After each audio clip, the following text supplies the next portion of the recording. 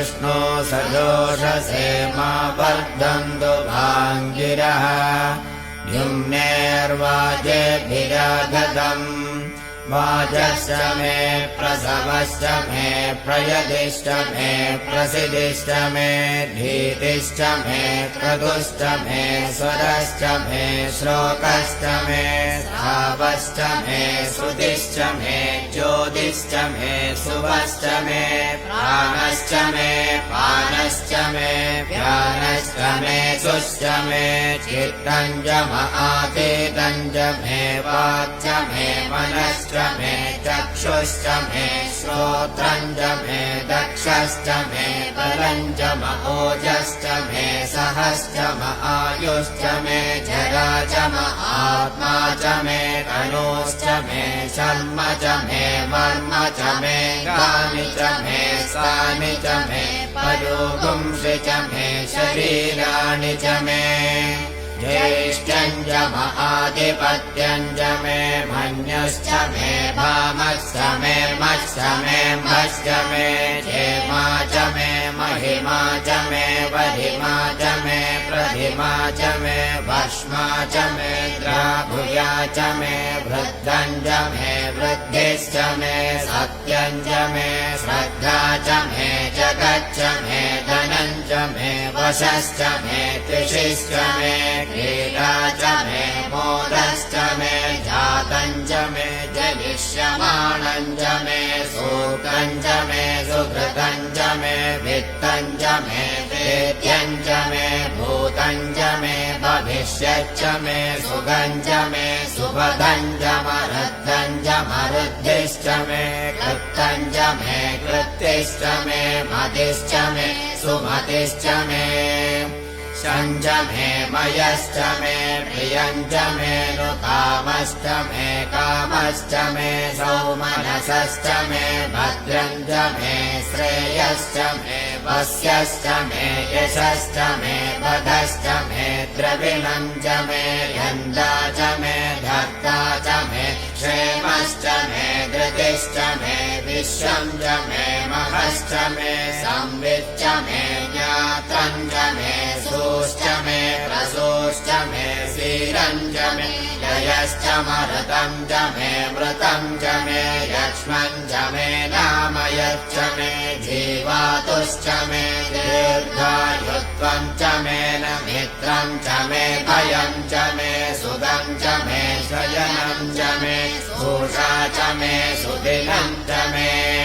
ऊर्च मे सुनृता च मे पयश्च मे रसश्च मे घृतम् च मे मधु च मे सद्भिश्च मे सभेदिश्च मे ऋषिश्च मे वृष्टिश्च मे जैत्रम् च औद्भित्यम् च मे रयिश्च मे रायश्च मे पुष्टम् च मे पुष्टिश्च मे विभु च मे प्रभु च मे भगु च मे भूयश्च मे पूर्णम् च मे पूर्णतरम् च मे क्षितिश्च मे कूयवाश्च मे नम् च मे क्षुच्च मे भीरयश्च मे यवाश्च मे माशाश्च मे तिलाश्च मे मुद्गाश्च मे गल्वाश्च मे गोधूमाश्च मे मसुराश्च मे प्रियङ्गवश्च मे नवश्च मे श्यामागाश्च मे नीवाराश्च मे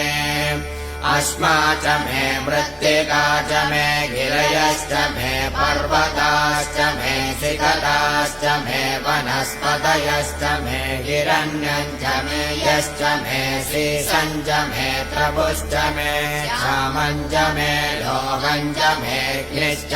आपश्च मे भीरुदश्च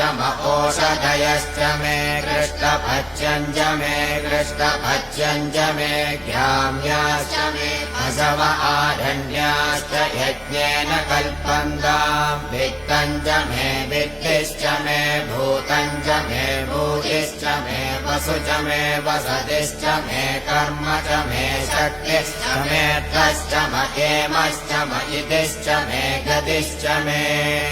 अग्निश्च म इन्द्रश्च मे सोमश्च म इन्द्रश्च मे सविता च म इन्द्रश्च मे सरस्वती च म इन्द्रश्च मे भूषा च म इन्द्रश्च मे बृहस्पतिश्च म इन्द्रश्च मे मित्रश्च म इन्द्रश्च मे वरुणश्च म इन्द्रश्च मे तुष्टा च म इन्द्रश्च मे धाता च म इन्द्रश्च मे विष्णुश्च म इन्द्रश्च मे श्विनौ च म इन्द्रश्च मे मरुतश्च म इन्द्रश्च मे विश्वे च मे देवा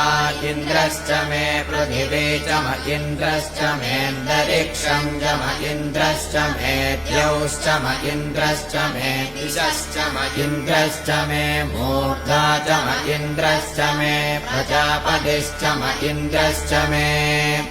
पुंश्च मे रश्मिश्च मे दाभ्यश्च मे तिपतिश्च म पुंश्च मेऽन्दध्यामश्च म ऐन्द्रवायवश्च मे मैत्रा वरुणश्च म आश्विनश्च मे प्रतिप्रस्थानश्च मे शुक्रश्च मे मन्दी च म आग्रयणश्च मे वैश्वदेवश्च मे ध्रुवश्च मे वैश्वानरश्च मरुदग्रहाश्च मे दिव्याश्च म ऐन्द्राग्रश्च मे वैश्वदेवश्च मे मरुत्वदेयाश्च मे माहेन्द्रश्च म आदित्यश्च मे सावित्रश्च मे सारस्वतश्च मे औष्णश्च मे पाग्निपदश्च मे वारियोजनश्च मे हित्मश्च मे भर्गिश्च मे वेदिश्च मे दिष्टियाश्च मे सृजश्च मे तमसाश्च मे ग्रावाणश्च मे स्वरवश्च म उभयवाश्च मे धिषवने च मे द्रोणकलशश्च मे वायव्यानि च मे बोधवृच्च म आदवनीयश्च म आग्नेयेन्द्रं च मे हवृद्धानं च मे गृहाश्च मे सतश्च मे पुरोडाश आश्च मे भजकाश्च मे बभृतश्च मे स्वगाकारश्च मे अग्नि ஸ்ரீயக்காந்தாய கல்யாண நிலையத்தினாம் ஸ்ரீ வெங்கட நிவாசாய ஸ்ரீனிவாசாய மங்களம். அன்பு நண்பர்களே, இந்த தெய்வீக பயணம் யூடியூப் சேனலில் தாங்கள் என்னுடன் பயணித்து சில கோயில்களை தரிசனம் செய்திருக்கின்றீர்கள் என்று நான் நம்புகின்றேன். இந்த திருக்கோயிலில் தங்களுடைய மேலான தரிசனத்திற்கு காரணமான இந்த பதிவுகளில் தாங்கள் எவ்வாறு திருப்திப்பட்டீர்கள் என்பதை குறித்து எனக்கு கமெண்ட் செக்ஷனில் பதிவு செய்யவும், எனது சேனலை மேலும் பலருக்கு சென்றடைய ஷேர் செய்யவும், அவற்றில் உள்ள குறைகளை சுட்டிக்காட்டவும். நிறை குறைகளை மனதார நான் ஏற்றுக்கொள்கின்றேன். நீங்கள் என்னுடைய சேனலை தொடர்ந்து சப்ஸ்கிரைப் செய்தவும், தங்களுடைய நண்பர்கள் மற்றும் உறவினர்களுக்கு அதனை ஷேர் செய்யவும். இந்த திருக்கோயில் பற்றி உங்களுடைய அபிப்பிராயத்தினை லைக் மூலமாக எனக்கு தெரிவிக்கவும். தாங்கள் தெரிவிக்கும் கருத்துக்களின் அடிப்படையில் என்னுடைய சேனலை மேலும் இம்ப்ரூவ் செய்வதற்கு ஏதுவாக இருக்கும் என்று நான் நம்புகின்றேன். இந்த திருக்கோயிலில் உங்களுடைய ஆதரவு என்றும் எனக்கு தேவை. இத்திருக்கோயில் பணியினை தொடர்ந்து நான் செய்ய எனக்கு இறைவன் அருளுடன் தங்களுடைய ஒத்துழைப்பும் தேவை என்பதை மனமாற வேண்டி கேட்டுக்கொள்கின்றேன். நன்றி, வணக்கம்.